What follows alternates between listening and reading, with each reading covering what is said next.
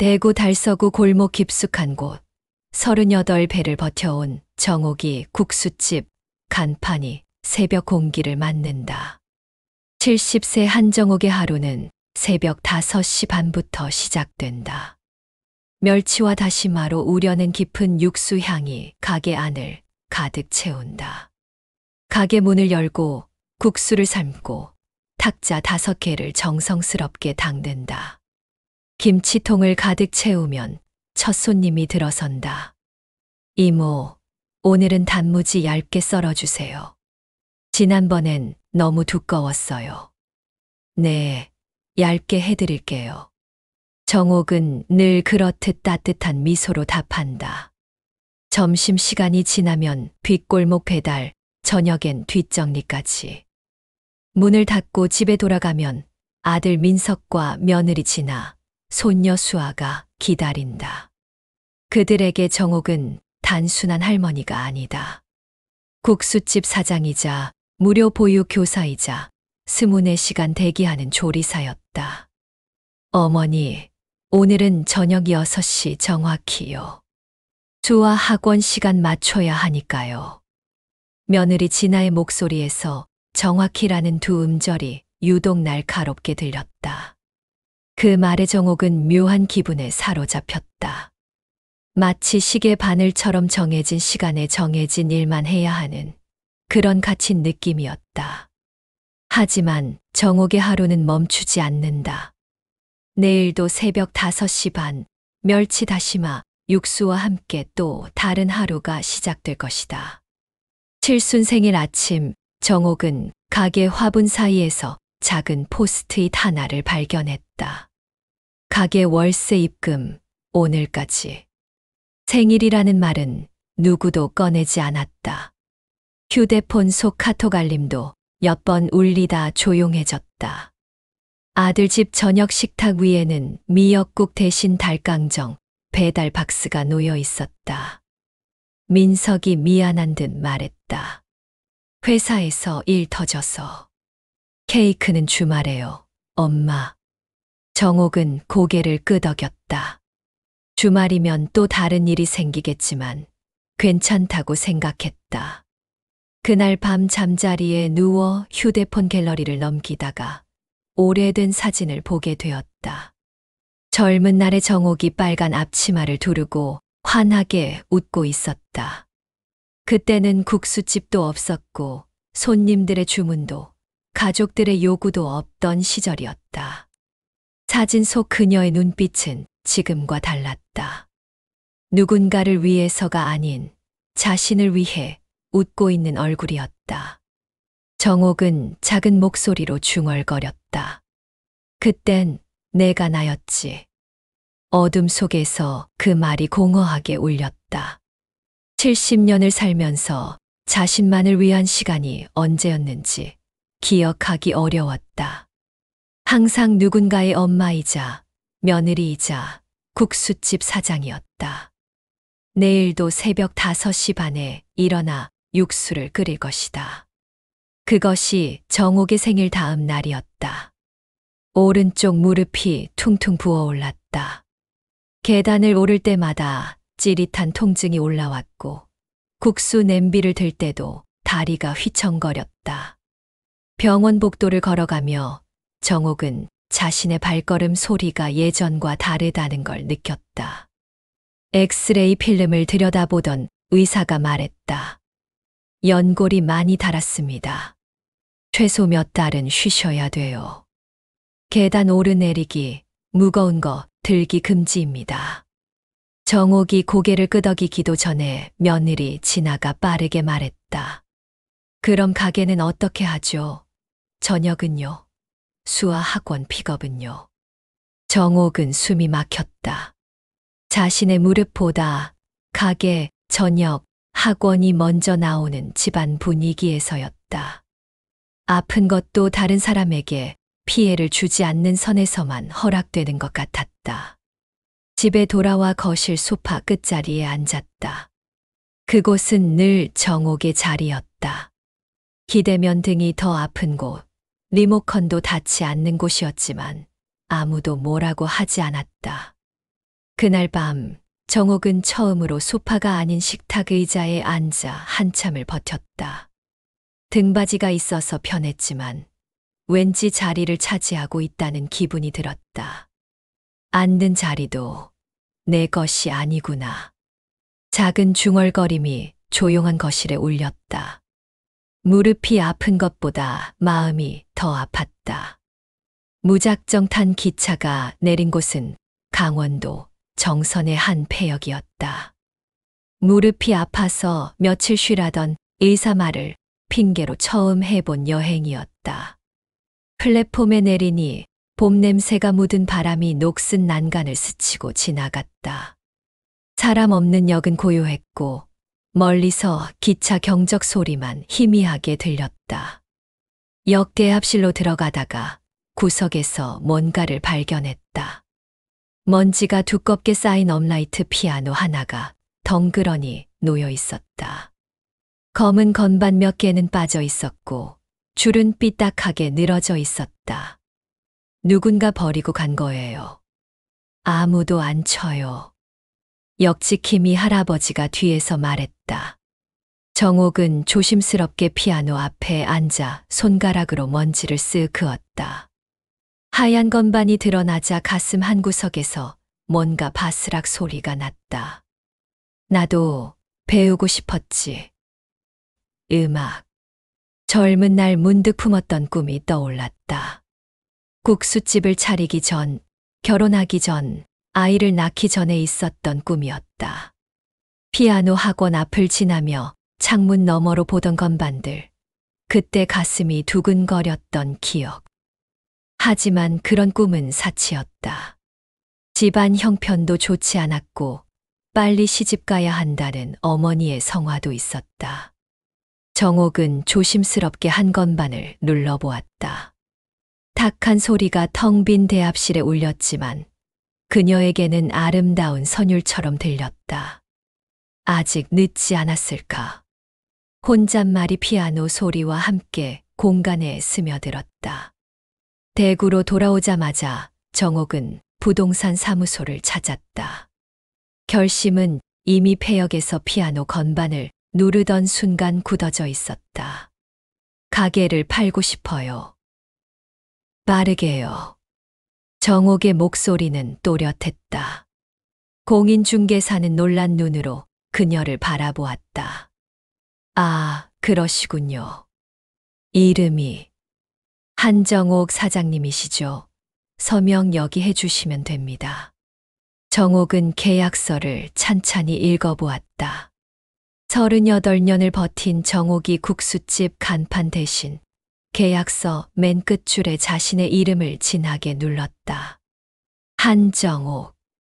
오랜만에 써보는 자신의 이름이 낯설면서도 분명했다. 집으로 돌아와 짐을 정리하기 시작했다. 낡은 밥솥, 오래된 빨간 앞치마, 손에 익은 칼과 도마들.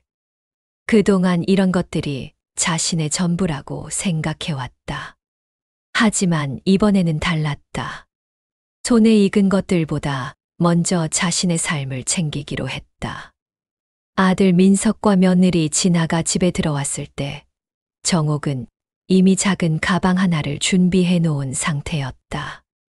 엄마, 갑자기 왜 이래요? 가게는 어떻게 하고요? 팔았어요. 계약도 끝났고요. 정옥의 대답은 담담했다. 가족들의 당황한 표정이 보였지만 이상하게 마음이 편안했다. 이제 제 인생을 살아볼게요. 그 말과 함께 정옥은 가방을 들고 집을 나섰다.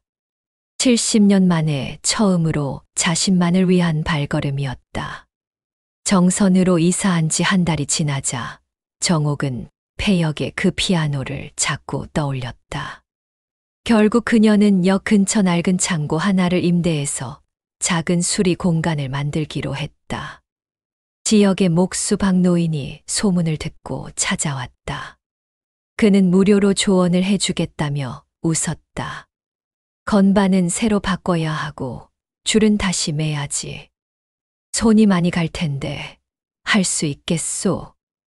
정옥은 환하게 웃으며 답했다. 칼질, 반죽, 불 조절. 주방에서 평생 했어요. 손은 자신 있어요. 톱질하고 망치질하고 페인트 칠하는 소리가 창고에 울려 퍼졌다. 3달 동안 정옥은 매일 그곳에서 피아노를 고쳤다. 손에 물집이 잡히고 허리가 아팠지만 마음은 한 번도 이렇게 가벼운 적이 없었다. 피아노는 천천히 소리를 되찾았다. 먼지를 닦아내니 검은 칠이 다시 윤이 났고 새 건반을 달고 줄을 조이니 맑은 음이 울려 퍼졌다. 드디어 간판을 달았다.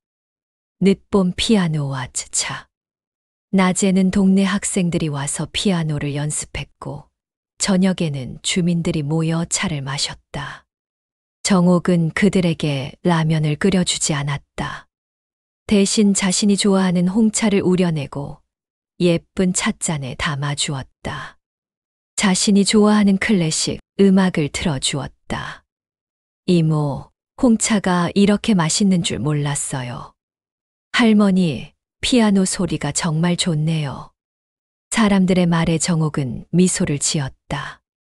이제야 한정옥이라는 이름으로 살고 있다는 기분이 들었다. 정선에서 보낸 지 4째 달 전화가 울렸다.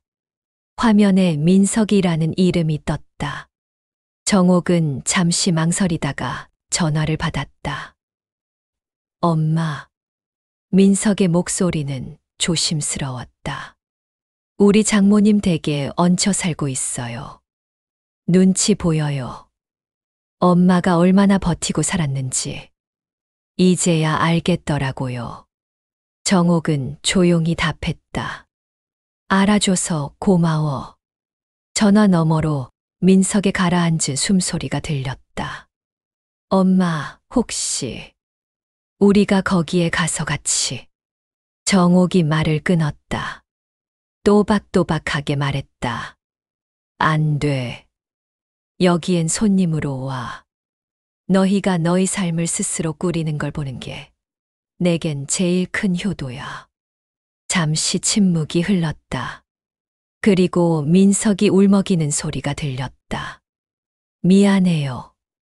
엄마 생일도 제대로 못 챙겼고 정확히 6시만 외쳤네요. 정옥은 창밖을 바라보며 말했다. 피아노 소리가 희미하게 들려왔다. 나는 괜찮아. 다만 나를 잊지 않는 내가 되려고 해. 전화를 끊고 나서 정옥은 한참을 그 자리에 앉아 있었다.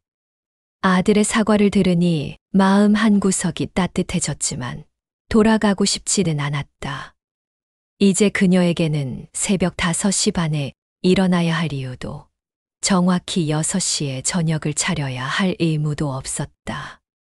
대신 오후에 홍차를 우려내고 피아노 소리를 들으며 한정옥이라는 이름으로 하루하루를 채워가고 있었다. 그것만으로도 충분했다. 늦봄에는 피아노를 처음 만지는 중학생부터 손이 굳은 60대 아저씨까지 각양각색의 사람들이 모였다. 정옥은 그들에게 도레미 대신 다른 것부터 가르쳤다. 먼저 자기 이름을 불러볼까요? 그게요. 부끄러워도 괜찮아요. 처음엔 다들 쑥스러워했다. 하지만 정옥이 먼저 시작했다. 한정옥. 그러자 하나둘 따라하기 시작했다. 정민수, 김영희, 박철수. 아이들은 웃으며 자신의 이름을 외쳤다. 좋아요. 이름을 부르면 마음이 돌아와요. 마음이 돌아오면 손가락도 돌아옵니다. 정옥의 말에 모두들 고개를 끄덕였다. 그들은 피아노 건반을 누르기 전에 먼저 자신을 찾는 법을 배웠다. 정옥 자신도 매일 연습했다. 아침에 일어나면 거울 앞에서 말했다. 한정옥, 오늘은 어떤 소리를 낼래? 그리고 피아노 앞에 앉아서 건반을 하나씩 눌러보았다. 검은 건반과 하얀 건반 사이로 맑은 소리가 울려 퍼졌다. 60대 박 아저씨가 어느 날 말했다. 선생님, 제가 언제 제 이름을 이렇게 크게 불러본 게 언제였나 싶네요. 맞아요. 우리는 항상 누군가의 아버지, 누군가의 남편으로만 살아왔죠. 정옥은 그의 말에 깊이 공감했다.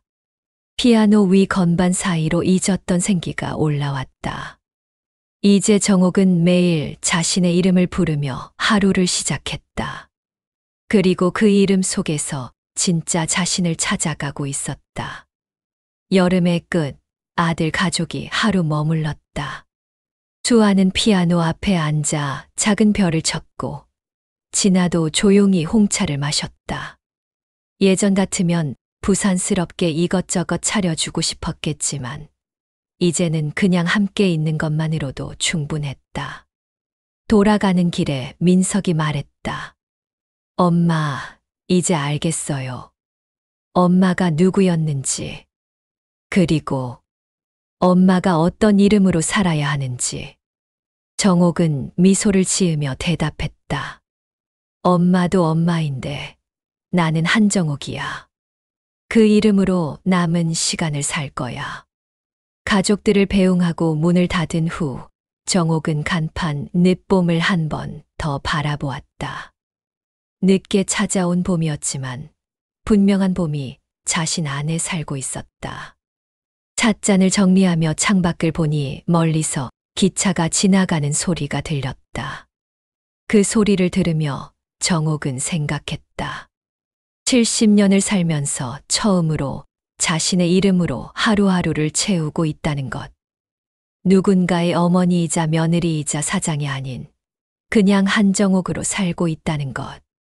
그것이 얼마나 소중한 일인지 이제야 알았다. 바람이 창문을 스쳐 지나갔다. 그 바람처럼 자신도 이제 자유로웠다.